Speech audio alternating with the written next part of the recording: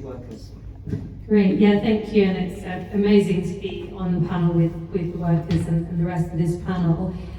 So first and foremost, it really would be about restoring the visa as it was pre-2012, as we've heard, that allowed for extensions, allowed for changes of employer, had the possibility of bringing family members and ultimately settling if after 5 years. And as we can see, taking away those rights and tying a worker to their employer just really makes it so much more difficult to challenge abusive situations, to challenge poor conditions, and to move on to different employment.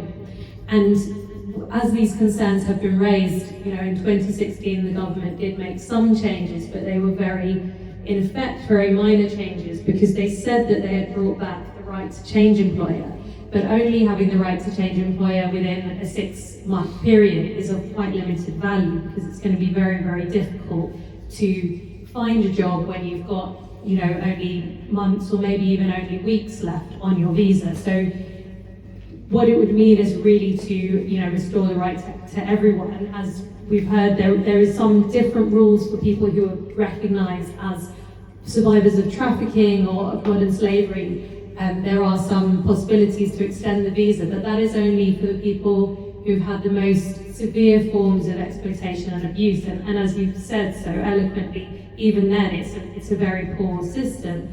But outside of those categories, there isn't a possibility to extend. So domestic workers who remain will become irregular, they'll be subjected to the hostile environment which is set up to basically make it impossible to live in this country. So restoring rights would mean, everyone being able to extend beyond 6 months, having a better possibility to find new employment or to challenge abuse, to join organisations like the Voice of Domestic Workers and like trade unions.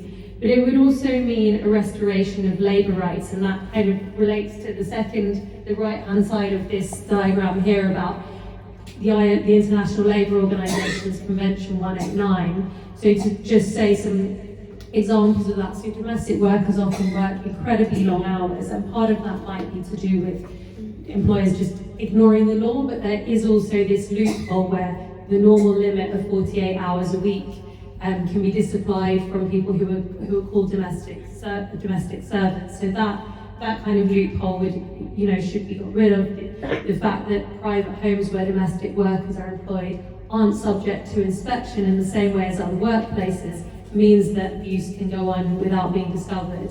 And perhaps the most severe example of these exclusions is something called the family worker exemption, which means, as it stands, that domestic workers who live with the family that they work for and are classed as being treated as a member of the family, so with regards to meals and accommodation and so on, don't have a clear right to the national minimum wage. Now, this was challenged by a domestic worker called Ms. Puth and Beetle. In fact, her lawyer, Jamila, is here today as well.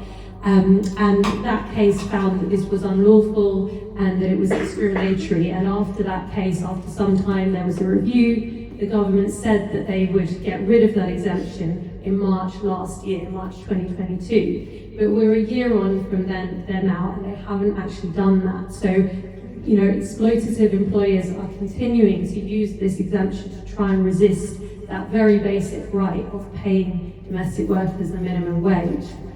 And these kind of exclusions are all about denying the value of domestic work and trying to say that it's not skilled or that it's different from other work because it takes place in a private home. So to equalise domestic work, it's about restoring the visa and about restoring labour rights and really supporting and amplifying the brilliant campaign that domestic workers have been pursuing to say that this kind of exclusion is not acceptable.